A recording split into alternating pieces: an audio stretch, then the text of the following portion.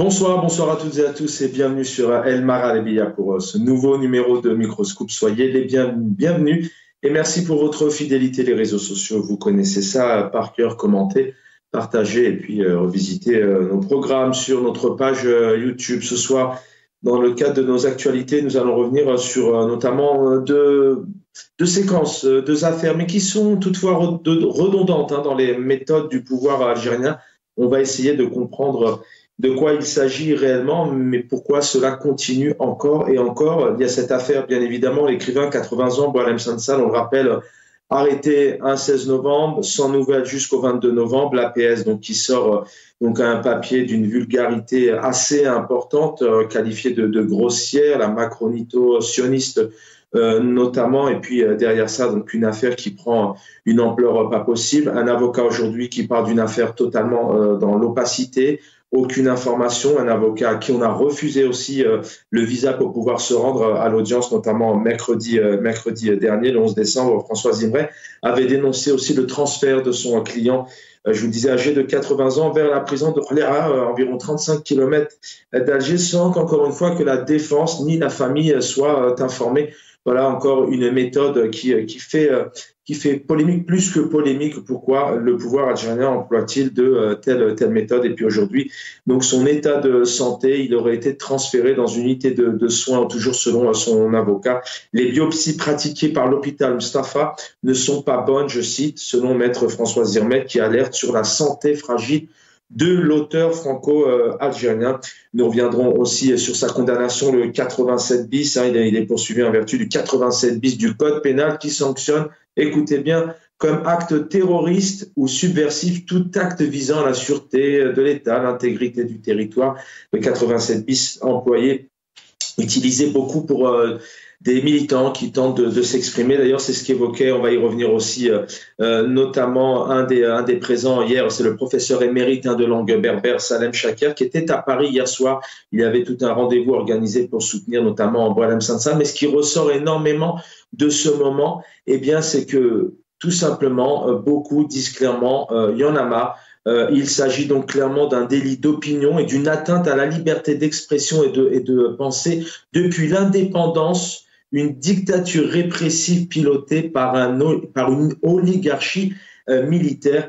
Hier soir, beaucoup d'invités revenaient notamment sur la situation des libertés et des droits en Algérie depuis 1962. Donc, une affaire qui fait mal pour Boualem Sansal, bien évidemment, mais une affaire aussi qui réveille tout un système autour des libertés. Et puis, dans un deuxième temps, nous reviendrons aussi sur cette relation qu'il y a entre l'Algérie et la France, mais toujours dans des méthodes opaques, puisque apparemment l'ambassadeur français à Alger a été convoqué pour des raisons de trahison et de manœuvres machiavéliques. Hassan Herrej, bonsoir, écrivain Slimane Azem, toujours disponible aux éditions de l'Harmattan, docteur en économie, analyste politique. Hassan Herrej, bonsoir et bienvenue. Bonsoir, merci de m'accueillir sur votre plateau. Bonsoir à vos invités, téléspectateurs et à votre équipe. Alors, on devrait avoir Abderrahim Moussawel qui va venir nous rejoindre. Est-ce que Omar El Mortal est avec nous? Ah bien, voilà. Donc, on va commencer avec vous, docteur Hassan Herrej. C'est une affaire... On a cet écrivain, bien évidemment, encore une fois, donc apparemment le pouvoir algérien pourra lui reprocher donc ses sorties sur ses positions autour du Maroc, et des frontières algériennes. Mais ce qui nous intéresse ce soir, ce sont les libertés, c'est cet écrivain de 80 ans, et ce sont ces méthodes à un avocat qui parle de l'opacité totale dans cette affaire, un manque d'informations, absence de visa, entre autres. Oui, écoutez, c'est une affaire absolument à la fois triste et rocambolesque et qui revêt plusieurs facettes. Je pense qu'il faut en parler avec beaucoup de modestie, beaucoup de délicatesse, parce qu'il s'agit évidemment de la sécurité, de la vie et de l'honneur d'un grand écrivain. Boualem Sansal est connu et reconnu mondialement bien avant cette affaire. Et je crois très franchement, il faut parler avec beaucoup de respect, beaucoup de recul. Boualem Sansal est d'abord un Algérien, pour nous, c'est d'abord un Algérien, même si le président Macron lui a octroyé à titre honorifique la nationalité française, là, il y a quelques mois seulement. Comme ils le font d'ailleurs, hein, c'est pas propre à Boualem Sansal, ni à Kamel Daoud, ni à des Algériens. Chaque fois qu'il y a un grand auteur francophone ou qui a apporté, on va dire, quelque chose, soit à la littérature, soit à la science, soit à autre chose, un autre apport scientifique à la France, en général, on lui apporte la nationalité française. Ça, il faudrait que les Algériens le sachent. C'était pas à la demande de Boualem Sansal, c'était en quelque sorte une espèce de récompense, comme si, par exemple, l'Algérie décidait de récompenser des hommes comme Pierre Bourdieu ou quelqu'un comme ça, ou aujourd'hui Gilles Manseron, qui ont travaillé sur l'Algérie et qui aiment l'Algérie. Et d'ailleurs, je pense que le pouvoir algérien devrait y réfléchir, devrait donner déjà la place au bien qu'il a donné à Alger.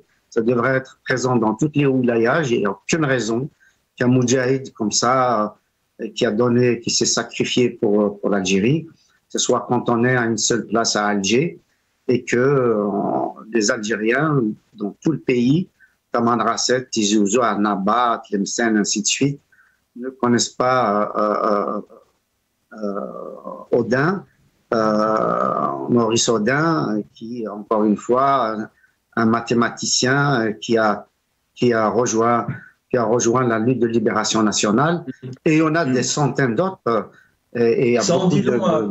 Hassan Haraj, d'abord, vous êtes, je rappelle, vous êtes docteur en économie, analyste, vous avez écrit beaucoup, vous êtes écrivain aussi. Hein. Vous sortez régulièrement aussi vos livres. Dans cette affaire, qu'est-ce qui vous met en colère aujourd'hui? C'est la manière dont cet écrivain, alors on est d'accord, on n'est pas d'accord, il y a certainement, vous allez nous donner des méthodes, il y a certainement d'autres méthodes de le mettre face à ses sorties, à ses écrits. Il a peut-être tort ou raison, moi je ne peux pas me prononcer, je ne suis pas spécialiste, je n'ai pas assez d'expérience, mais vous êtes en colère, mécontent, en colère dans cette affaire. Pourquoi? Pour ce que subit aujourd'hui cet homme dans les méthodes de justice. Est-ce qu'il y en a une aussi en Algérie? Qu'est-ce qui vous révolte? Oui, c'est une bonne question. Je suis plutôt inquiet à la fois pour Boualem Sansal, pour tous les prisonniers d'opinion, et je suis inquiet pour l'Algérie. Parce que on ne peut pas comme ça, pour si peu, je dis bien pour si peu, je vais m'expliquer, enfermer quelqu'un, notamment à cet âge-là, notamment de cette envergure-là.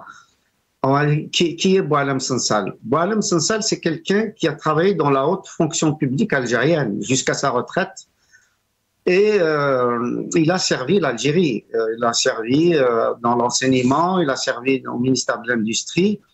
Et puis, il faisait des voyages un peu partout dans le monde pour ses écrits. Et il venait souvent en France. Je crois même que son épouse, je crois qu'elle est d'origine tchèque et que sa famille serait, je crois, du côté de Prague. Et donc, on l'a interrogé. C'est vrai sur une chaîne de radio classée plutôt à l'extrême droite ou en tout cas à la droite dure. Et puis, je crois qu'il s'est fait piéger et il a parlé des frontières historiques de l'Algérie en disant en gros que l'ouest algérien, on va dire Tlemcen, Oran, et puis Béchar, etc., appartenait au Maroc. Il est évident que si Boualem Sansal est un excellent écrivain, un savant en littérature, et même c'est aussi un ancien ingénieur de Polytechnique d'Alger, il peut être un piètre historien. De mon point de vue, je crois l'avoir dit sur votre plateau ou ailleurs, en tout cas je l'ai écrit sur le journal Le Matin des Z. De mon point de vue, il aurait suffi de l'inviter dans une télévision algérienne, francophone, et il y en a, et de lui opposer un bon ou deux bons historiens algériens qualifiés et qui déconstruisent justement ce qu'il a dit à propos de l'histoire de l'Algérie. Parce qu'en effet, cette partie, on va dire, entre le Maroc et l'Algérie, non, en fait, historiquement, on n'appartient ni au Maroc ni à l'Algérie, elle appartient à Temesra, à l'Afrique du Nord, parce que les frontières d'aujourd'hui, même si depuis l'Antiquité, il y avait plus ou moins ces parties, on va dire, plus ou moins dessinées à partir de la Moulouya et puis la Numidie et puis l'Ifriqiya, plus ou moins l'actuelle Tunisie. Mais il n'y avait ni frontières, il n'y avait ni souverain définitif, pardon. C'est ce que vous nous disiez, effectivement, il y a quelques jours, j'avais le plaisir de vous inviter concernant cette actualité. Je reviens à vous, Hassan Haj, merci de nous apporter ces quelques éléments aussi d'histoire, de géographie, mais vraiment ce qui nous intéresse aujourd'hui, et vous allez voir aussi dans un deuxième axe ce soir, que se passe-t-il au sein du pouvoir algérien? C'est un peu tout et n'importe quoi dans les méthodes. La deuxième actualité aussi est assez fort en chocolat, comme on dit. Abdelrahim Moussaouel, bienvenue, militant politique, formateur, enseignant. Bonsoir, Chaban. Azoul Flaoun, salam alaikum. Merci pour cette invitation. Et je tiens à saluer Hassan au passage. Et toujours un plaisir de partager le plateau de Magharibi avec lui. Et merci pour l'invitation. C'est moi qui vous remercie. On va saluer Omar Ait Mortal est avec nous. Omar Ait Mortal, bonsoir, militant politique. Bonsoir Chaban, bonsoir à tes invités et aux auditeurs d'El Magharibia. Merci infiniment. Restez avec nous, Omar Ait Mortal. Vous allez nous dire deux mots. Vous avez assisté hier à la soirée, notamment à Paris. Hein. C'était donc hier lundi 16 décembre au Théâtre Libre, organisé notamment avec l'hebdomadaire Marianne. Mossawel est avec nous ce soir. Une affaire assez particulière. Alors, on a longuement dit les choses, Abdelrahim Mossawel, hein, que l'homme ou la femme écrivait ce qu'il voulait. Il y avait certainement d'autres façons de voir les choses. C'est un pays aujourd'hui qui est touché par des problèmes de liberté. Vous allez pouvoir vous exprimer. Et je voudrais juste donc vraiment dire ce qui a été dit hier. Voilà, des centaines de personnes croupissent dans les prisons algériennes pour avoir exprimé une opinion dissident ou pour leur option politique. Des dizaines de journalistes sont passés par la casse-prison au cours de ces dernières décennies. La presse a été totalement muselée. Voilà, les éléments sont assez longs. Omar Mortal aussi a assisté à ce moment, pourra nous en dire. Derrière cette affaire, pareil, question directe, qu'est-ce qui vous révolte? Pourquoi cette Algérie se donne une telle image en termes de gestion, de répression? Je ne sais pas, vous allez peut-être trouver vos mots pour évoquer cette affaire. Je pense que cette affaire de Sansal, en fait, c'est pas l'Algérie qui tente. Je vois bien ce que tu voulais dire, Chaban. C'est pas l'Algérie qui se donne cette image, mais c'est le régime en Algérie qui tente de donner cette image de l'Algérie. En fait, cette affaire de Boualem Sansal, je pense qu'elle vient, c'est-à-dire dans un moment historique. Que ce soit pour l'Algérie ou pour c'est-à-dire les populations du monde, vu ce qu'il se passe en Algérie à travers tous les continents, des crises, des problèmes préfabriqués, des guerres, des populations qui continuent jusqu'à 2024 de lutter contre une colonisation, des peuples qui luttent contre des systèmes néocoloniaux après que leurs pays ont été colonisés. Aujourd'hui, pour une bonne partie de ces populations, elles se trouvent sous des régimes totalitaires qui reprennent parfaitement c'est-à-dire ils reprennent les méthodes coloniales. Aujourd'hui, face à cette affaire de Sansal, on peut en dire beaucoup de choses, en fait. C'est-à-dire, il peut y avoir des objectifs, des stratégies de part et d'autre, notamment du pouvoir algérien. N'oublions pas qu'il y a cet article du Code pénal 87 bis, donc il est nécessaire pour le système totalitaire en Algérie d'en faire une sorte de fourre-tout. quand je dis une sorte de fourre-tout, c'est-à-dire quelque part légitimer cette loi et dire que lorsqu'il s'agit d'ailleurs l'article 87 bis parle d'une tentative de prise de pouvoir par les oppositions, c'est ce qui est clair, hein, c'est ce qui est clairement compris à travers cette loi. D'ailleurs, pas mal de militants, de responsables politiques, de citoyens, de poètes tout simplement, de journalistes ont frôlé les accusations dans le cadre, c'est-à-dire qui sont faites dans le cadre de cet article 87 bis, mais il me semble que c'est aussi un système qui refuse tout débat, qui refuse à ce que le débat ne se fasse. Et bien sûr, le piège, quelque part, ce piège qui est tendu par le pouvoir algérien, soit envers l'opposition ou envers ses citoyens, ou tout simplement, je peux même dire, le Hirak, depuis 2019, c'est de faire en sorte que ceux qui sont contre sa politique, ceux qui sont contre sa gestion, ceux qui aspirent à un véritable changement démocratique et pacifique en Algérie, c'est-à-dire tombent dans ce piège, celui de faire passer, de laisser passer tout propos qui serait éventuellement... Mais avec peut-être 30 secondes, on va donner la parole à Omar El Mortal, mais vous qui êtes militant hirakiste, vous défendez les droits et libertés, vous voulez un changement de système, Abdelrahim Moussaouel, derrière cette affaire, peut-être, c'est peut-être pas le mot, mais en tout cas, pas le regagnant, mais en tout cas, le point positif, c'est que peut-être... enfin, la voix aussi des hirakistes, des militants, de tous ces militants politiques, cette presse en Algérie,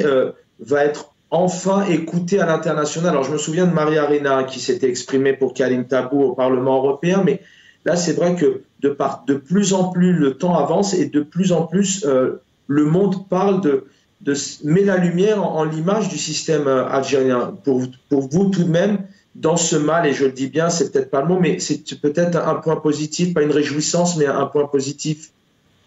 C'est pour rappeler, Chaban, c'est pour rappeler qu'il est important que, avant de se prononcer ou avant de prononcer des verdicts par des tribunaux, par une justice, il faut d'abord qu'il y ait un état de droit. Est-ce qu'en Algérie, il y a un état de droit digne de son nom? Non. Autant les propos, les interventions de Boualem Sansal sont condamnables quand je dis par rapport à ce qu'il a avancé comme propos, ce qui n'est pas inacceptable pour une bonne partie de l'Algérie, autant il ne faut pas tomber dans le piège de cautionner des arrestations abusives. Ce n'est pas parce que Boualem Sansal seulement qu'il est écrivain, qu'il est auteur, etc., qu'il ne mérite pas d'aller en prison. Ce n'est pas dans ce registre que nous allons dire des choses. Mais en tant que militant des droits humains, en tant que militant pour le changement, pour qu'il y ait un état de droit en Algérie, on ne peut pas cautionner une arrestation abusive tout simplement parce que derrière ce système en place ne traite pas les affaires de façon démocratique, de façon claire. Il veut empêcher à ce qu'il y ait des débats sur des questions pareilles, mais accélérer tout ce qui est arrestation, tout ce qui est emprisonnement pour motiver, donc pour donner de la légitimité à l'article 87 bis. L'article 87 bis, 87 qui existe depuis déjà les années 90, mais qui s'est modifié, renforcé depuis le Hirak notamment. Alors chacun son avis, mais vous l'avez compris aussi pour faire opposition à toute voix discordante. Omar El Mortal, bonsoir. Vous étiez à Paris hier. On vous a entendu à plusieurs reprises sur nos antennes. Merci sur cette affaire, mais il est toujours important de vous avoir. Mais voilà, au-delà de cette affaire de l'écrivain Boualem Sansal, c'est plusieurs Algériens, ce sont des militants, ce sont aussi des gens comme vous. Hassan Helech parlait aussi de son expérience la dernière fois qu'il avait vécu.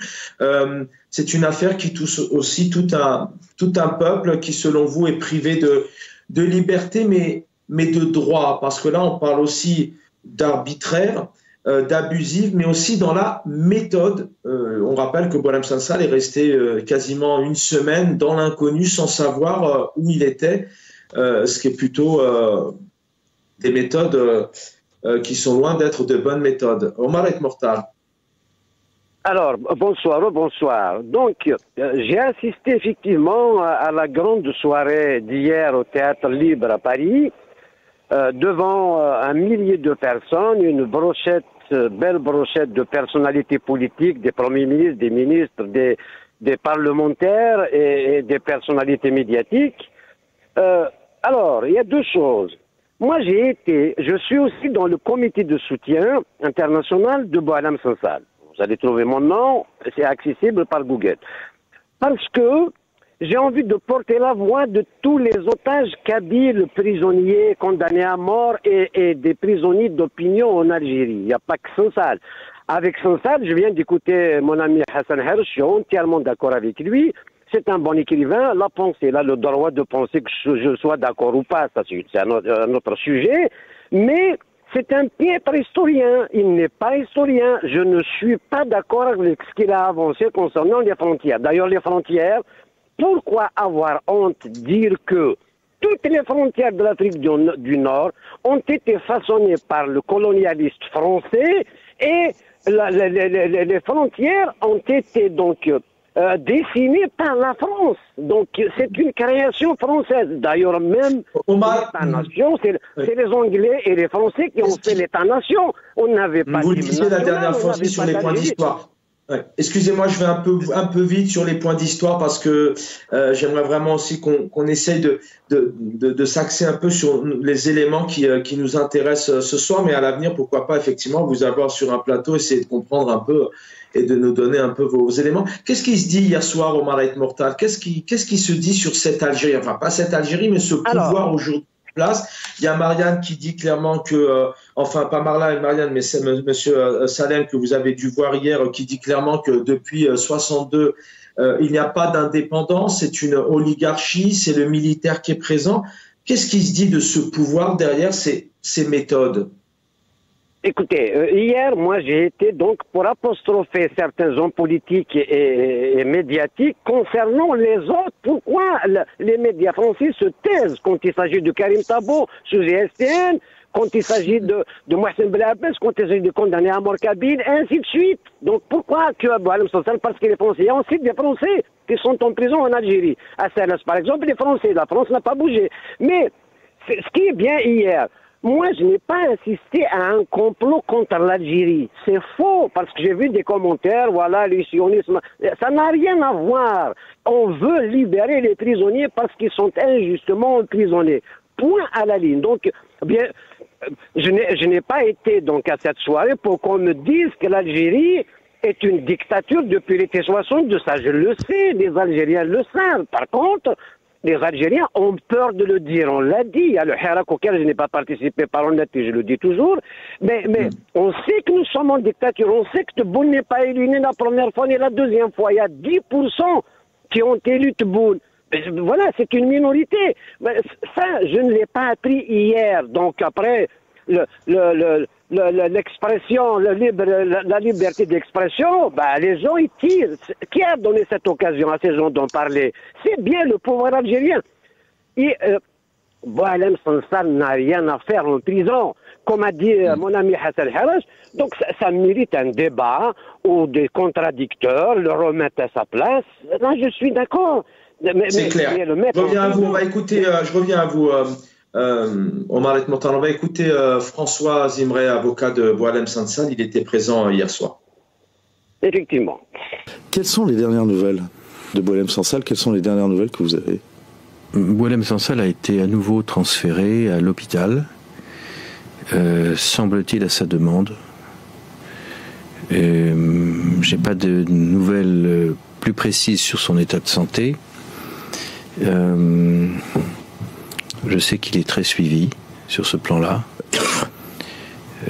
Ça va faire un mois, qu'il est incarcéré, et c'est toujours une épreuve. Donc, même lorsque l'on nous dit qu'il va bien, je ne doute pas que son état de santé soit effectivement suivi de près. Ça n'en est pas moins une épreuve très difficile. Une épreuve à laquelle il ne s'attendait pas. En quoi consiste l'article 87 bis au nom duquel il est poursuivi? C'est un article qui prévoit toute une série d'infractions. On pourrait dire que c'est un article fourre-tout. que l'on appelle les atteintes à la sûreté de l'État, et qui inclut notamment le terrorisme, l'incitation au terrorisme, des actes de violence. Et on voit mal, quand on lit cet article, j'ai parcouru le code pénal algérien, on voit mal comment des propos qu'il aurait pu tenir de surcroît à l'étranger, dans des publications qui ne sont pas ou peu diffusées en Algérie, ont pu porter atteinte à la sécurité et à la sûreté d'une nation de 45 millions d'habitants. On a écouté ici donc maître François Zimré aux côtés des éditions Gallimard de Boualem Sansal. Le deuxième axe ce soir avec vous aussi Hassan Hiresh et puis Abderrahim Moussaouer et Omar El Mortal, mais qui sont aussi dans la continuité, essayer de comprendre un peu ce qui se passe au sein du pouvoir algérien. Omar El Mortal parlait à l'instant effectivement peut-être de bâton de tendre le bâton pour se faire battre. C'est le pouvoir qui crée aussi ces réactions peut-être de complotisme, etc. Je voudrais juste avec vous revenir sur cette affaire. Donc un documentaire, un reportage est passé il y a quelques semaines où on voit un jeune de 35 ans qui s'est présenté comme un ancien djihadiste, qui affirme avoir été recruté par la sécurité extérieure française en but donc de déstabiliser l'Algérie avec des mots importants, notamment la DGSE française qui aurait notamment mené une campagne de recrutement d'anciens terroristes, entre autres. On en a assez parlé. Une rencontre, donc l'ambassadeur français à Alger a été reçu par le ministre des Affaires étrangères algérien. Bon, pour l'instant, rien d'officiel. Hassan Hiresh, que se passe-t-il au sein du pouvoir? Est-ce qu'on peut parler d'une folie, d'un délire complotiste? Qui peut croire aujourd'hui réellement que la France a un intérêt à faire émerger des groupes djihadistes, à déstabiliser le régime? Dans les comportements, quelque part, les deux sont liés, parce que pour Boualem Sansal, à part un président du Conseil de la Nation, rien n'a été dit, rien n'a été clair. Sur cette affaire-là, personne aussi, pas la présidence, pas le ministère des Affaires étrangères, ne dit rien. Derrière, je rappelle que c'est la presse algérienne qui a fait ces sorties-là. Et avant de donner la parole, Jean-Noël Barrot, donc ministre des Affaires étrangères français, a dit clairement que c'était donc des attaques des fantaisistes infondées, des accusations de déstabilisation infondées. Hassan Hiresh. Moi, personnellement, j'ai une interprétation qui va vraiment vous surprendre. Je pense que ce genre de message, c'est plutôt en miroir, c'est-à-dire c'est une façon de dire aux puissances hostiles à l'Algérie que nous avons la possibilité de vous infiltrer, nous avons la possibilité d'organiser des opérations, y compris sur votre territoire, au cas où l'Algérie serait menacée. Je ne crois pas que ce soit un message direct en disant que voilà, ce jeune homme qui est passé à la télé serait recruté par la DGSE, ainsi de suite.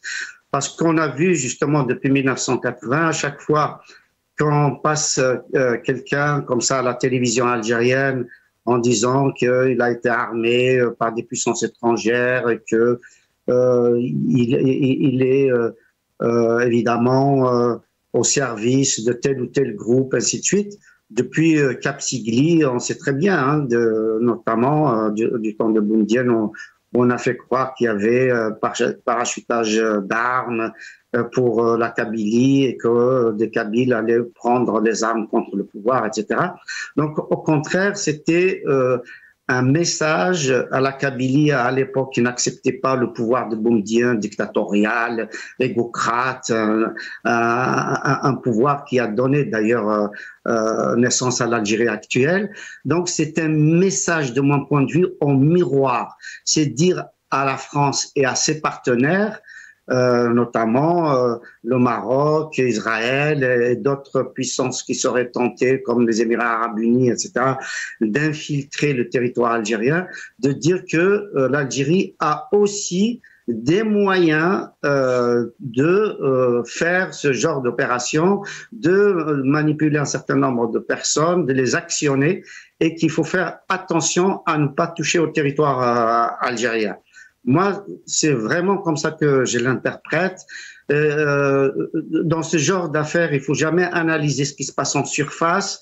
Il faut imaginer, bien évidemment avec une marge d'erreur, il faut imaginer ce qui se passe plutôt en souterrain.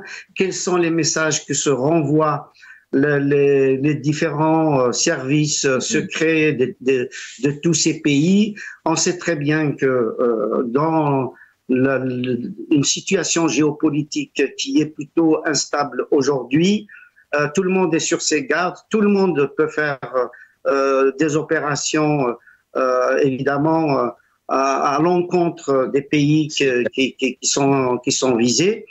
On voit très bien ce qui s'est passé en Syrie, mais auparavant, évidemment, en Irak, en Libye, au Soudan, un peu partout. D'abord dans l'Asie de l'Ouest, qu'on appelle à tort le Proche et Moyen-Orient.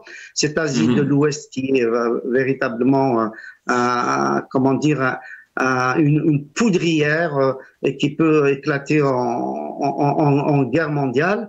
Et on peut en parler éventuellement avec ses répercussions sur l'Algérie.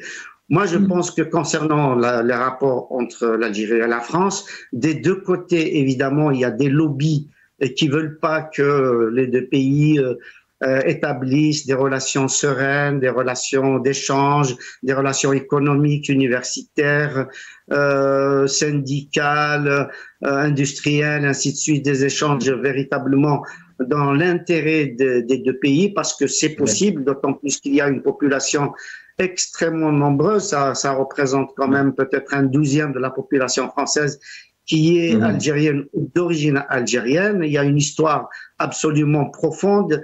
Il y a une langue commune, qu'on le veuille ou non. La langue de travail en Algérie, c'est le français. Toutes les entreprises algériennes fonctionnent en français. Et la majorité des techniciens, ingénieurs, etc. sont sortis des écoles francophones. Et aujourd'hui, ceux qui d'ailleurs prônent l'arabisation envoient leurs propres enfants dans des écoles évidemment francophones, ainsi de suite. Donc, pour revenir à votre question, Chaban, moi je pense que le documentaire qui est passé à la télévision, c'est plutôt un message de fermeté par rapport à des puissances hostiles à l'Algérie et qui dit tout simplement que nous aussi on peut agir. Alors, fermeté, nous aussi on peut agir. Abdelrahim Moussaouer, le pouvoir algérien, agit tout de même l'épouvantail du complot, de la main extérieure, du danger extérieur depuis plusieurs années. Alors peut-être que vous allez rejoindre Hassan Hirej, qui, voilà, un élément ferme envers effectivement peut-être un message à transmettre à d'autres États, par exemple. Mais en tout cas, ça semble encore une fois assez simplet. On a un jeune qui s'exprime sur un documentaire, on a une presse qui fait des annonces, on a un ambassadeur qui aurait été reçu avec des attaques. Derrière, il n'y a aucun pouvoir, mais personne ne réagit à de telles attaques. Ce sont des attaques assez graves, je ne vais pas les rappeler parce que le temps passe. Quelle analyse vous faites Et encore une fois, dans le documentaire, il n'y a aucune voix discordante, il n'y a pas d'analyse, il n'y a pas d'éléments qui permettent de comprendre le pourquoi du comment. Est-ce que tout ça est vrai, faux? Qu'est-ce qui se passe au sein du pouvoir algérien pour laisser une nouvelle bombe sortir? Moi, il me semble que cette question des tentatives de déstabiliser l'Algérie, en fait, notre vision de l'Algérie n'est pas celle du système en place. Nous, quand nous parlons de l'Algérie, on parle d'un pays qui a des frontières, qui a un peuple, qui a des traditions, qui a une culture millénaire, qui a des langues qui creusent dans les siècles passés, qui est toujours aujourd'hui debout, malgré les tentatives d'assassinat, entre guillemets, de la culture et de la personnalité algérienne. Moi, il me semble qu'à chaque fois, ou quel que soit l'angle à partir duquel on regarde les questions de la gouvernance en Algérie, on revient vers un système en place. Aujourd'hui, il s'agit de propos ou d'une émission à travers laquelle on parle de tentatives d'attentats terroristes contre l'Algérie, mais lorsque le système, en ce moment même, parle de ce genre de choses, je pense qu'il montre une image d'un système capable même de compromettre l'Algérie, la société algérienne, rien que pour son maintien. N'irons pas loin. 2019-2020, en Algérie, les premiers mois du Hirak, des manifestations pacifiques où on a vu des millions d'Algériens et d'Algériens sortir dans les rues. Vous avez un ancien chef d'état-major qui est parti aux Émirats pour ramener des ordres à exécuter, notamment en interdisant le port du drapeau amazigh, et par la suite on a vu que même porter le drapeau algérien était interdit. On avait aussi un président du Conseil de la Nation, Ben Salah, à l'époque, qui était parti en Russie pour dire ne vous inquiétez pas, la situation elle est maîtrisée. Alors que les deux menaient tout simplement une discussion à propos d'un peuple pacifique qui voulait un changement pacifique. Donc, si l'on regarde naturellement le système qui nous gouverne, c'est-à-dire sa composante, sa nature, ses méthodes, on comprendrait qu'en réalité, ce n'est pas la déstabilisation de l'Algérie en tant que nation qui le dérange à ce point, c'est plutôt la crise interne et c'est plutôt la déstabilisation du système lui-même. D'ailleurs, à chaque fois que les Algériennes et les Algériens ont eu la possibilité de s'exprimer pacifiquement sur le sort de l'Algérie, ils se sont retrouvés face à un système qui a utilisé les méthodes de force, qui a utilisé la propagande, qui a utilisé les arrestations abusives, qui est en train de kidnapper des Algériens. À l'heure où je vous parle, Chaban, il y a des militants à Alger qui aperçoivent des voitures banalisées de sécurité qui viennent les chercher à leur domicile, alors que ce ne sont que des militants, ce ne sont que des citoyens pacifistes qui aspirent au même mot d'ordre, au même slogan du Hirak de 2019. Parce que peut-être certains diraient que le rapport ne serait pas édifiant, mais moi je dirais que la claque cuisante, ce coup de gifle cuisant et pacifique du 7 septembre dernier, qu'avait envoyé, c'est-à-dire ce message de divorce définitif qu'avait envoyé le peuple en rejetant pacifiquement une élection présidentielle, a fait que le pouvoir en place aujourd'hui se retrouve dans une situation où il cherche à essayer de gagner un peu de sympathie, un peu de légitimité et même de titiller ce nerf de patriotisme de façade, en évoquant la question de Boualem Sansal,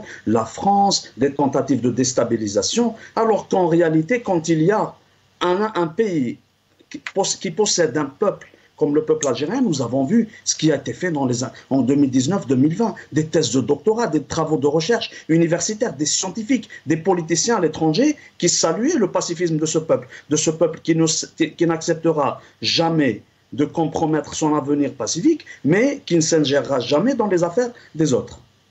Merci. Restez avec nous, messieurs, à l'écran. Omar Ait Mortal est avec nous au téléphone.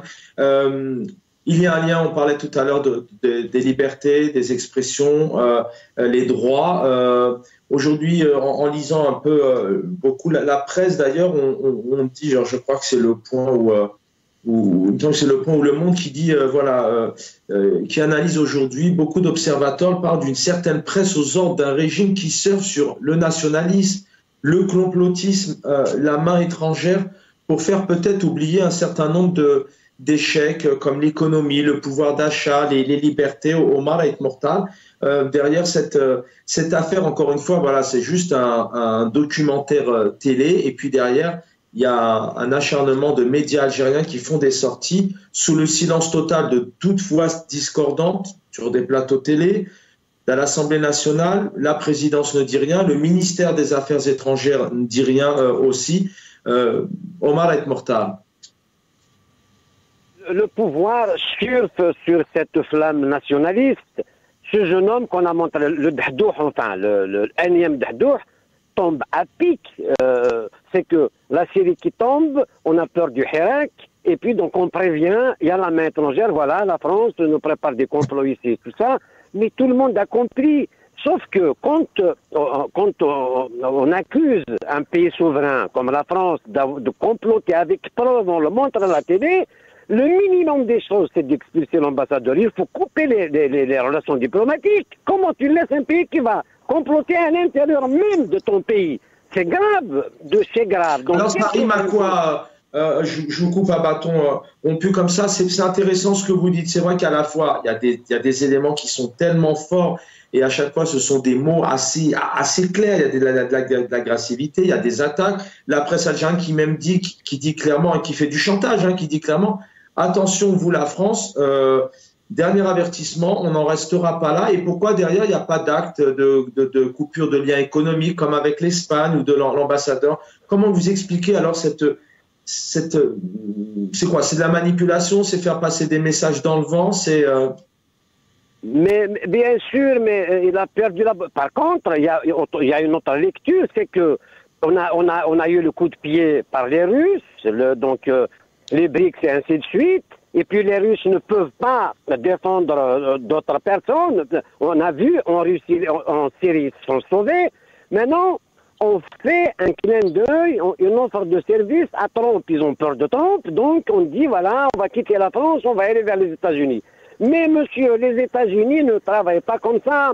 C'est un esprit d'empire. L'empire, il veut tout. Et puis les accords d'Abraham vont les appliquer. Et ils sont rangés du côté du Maroc. Et le lobby juif travaille. Donc ce pouvoir a compris finalement, sauf que la méthode est mauvaise. Et je vous assure qu'ils sont en train de manipuler la communauté algérienne de France. Moi, je vois les commentaires passer par là. Et il y a des missionnaires comme Zeribi, Mehdi Ghazar et tout ça. Ça fera mal à cette communauté algérienne de l'étranger. Moi, je dis les choses comme elles sont. Hein. C'est pas la peine de cacher des choses. Il faut absolument arrêter ces mensonges. L'Algérie a besoin d'une autre politique, a besoin d'apaisement général en Algérie. Elle a besoin d'investir dans la paix. Ces gens qui nous gèrent, qui gèrent ce pays, le costume est trop grand pour eux. Ils l'ont démontré plusieurs fois, malgré une manne pétrolière et je ne sais quoi. C'est un pays qui souffre. Les gens se sauvent. Les entrepreneurs, les opérateurs économiques tremblent. Non, ils sont. Et puis, il faut faire attention à ces voix silencieuses. On ne dit rien. Regardez, Kamal Daoud et Bouhadam Sansal. Vous croyez, alors, tous les plateaux de télévision, les journaux sont contre. Vous croyez que tout le peuple algérien est d'accord sur ce qui se dit? Pas du tout. Il y a des gens comme nous, quand même. Il y a la peur. Et les méthodes utilisées. Vous savez ce qu'ils ont fait de la famille de Sansal? Ils ont été filmés, le quartier où il est né. Ils ont dit que c'est un bordel. Sa mère était là. C'est honteux. On ramène la sœur de Kamal Daoud à la télé. C'est des pratiques mafieuses. Honteuse. Moi, j'ai honte quand je regarde ça. Je te jure, quand j'ai vu la sœur à Daoud, il l'a ramené dans un plateau de télévision pour contredire son frère, j'ai pleuré. Ils sont capables d'aller jusque-là, salir la famille, tout ça. Pas, tout simplement, il a commis un livre, il a écrit un roman. Ça peut se discuter, même si c'est vrai ce qu'ils ont dit. Ramener cette grosse à la télé, cette avocate Ben Brahim, qui fait une vindicte populaire. Et elle juge Kamal Daoud, elle le menace. Il est où la justice? Il est où le respect de la justice? Le respect du secret de l'instruction? C'est grave. On est en train de bourrer la tête des gens.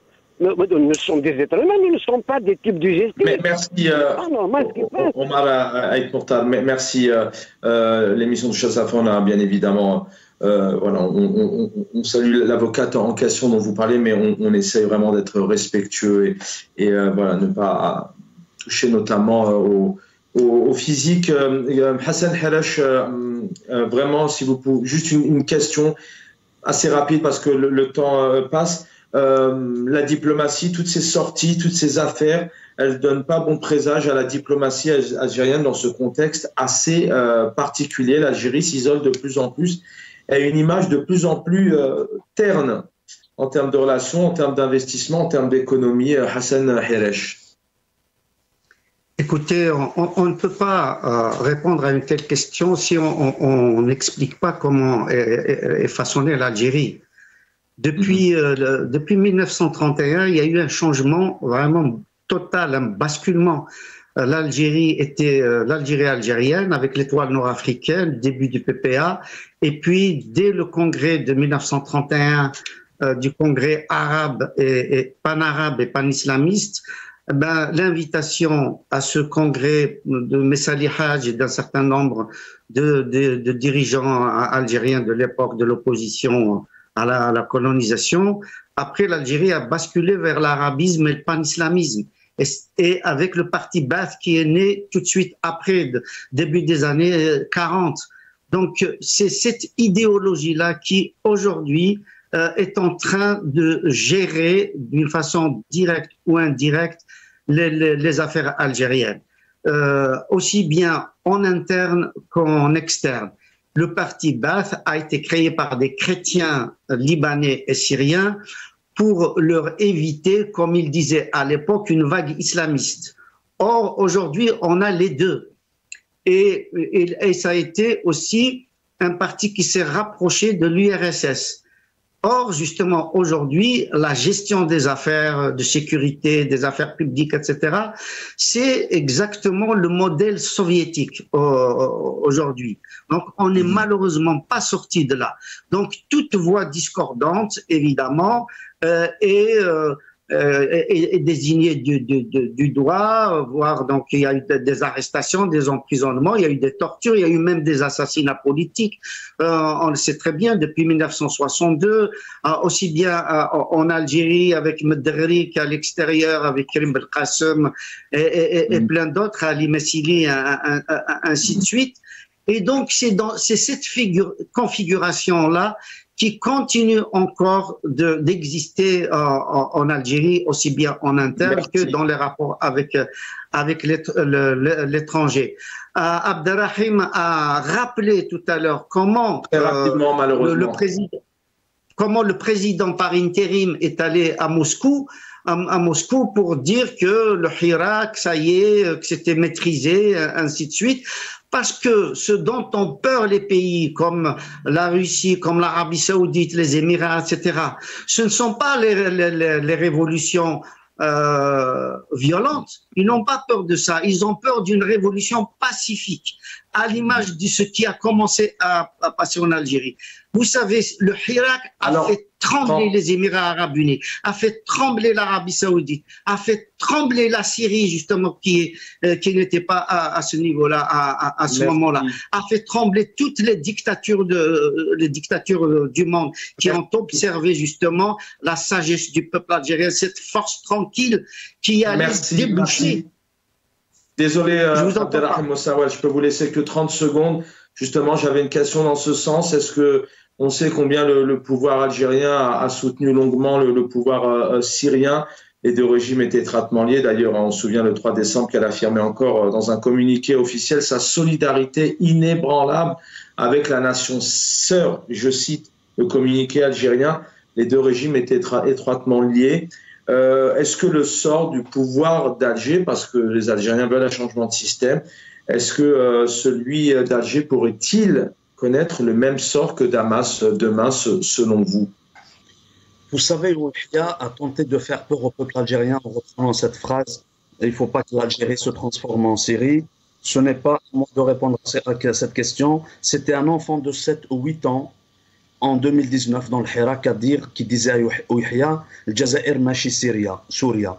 Et je voulais dire aussi que l'une des particularités d'un système néocolonial, c'est lorsqu'on prêche un nationalisme ou un patriotisme de façade, mais en réalité, depuis des années, on refuse, même si ça s'inscrit dans un système totalitaire, on refuse d'inscrire une loi criminalisant la colonisation en Algérie, et on a refusé à maintes reprises de reconnaître les martyrs du 8 mai 1945, de leur donner le statut de martyr. Ça, c'est le néocolonialisme.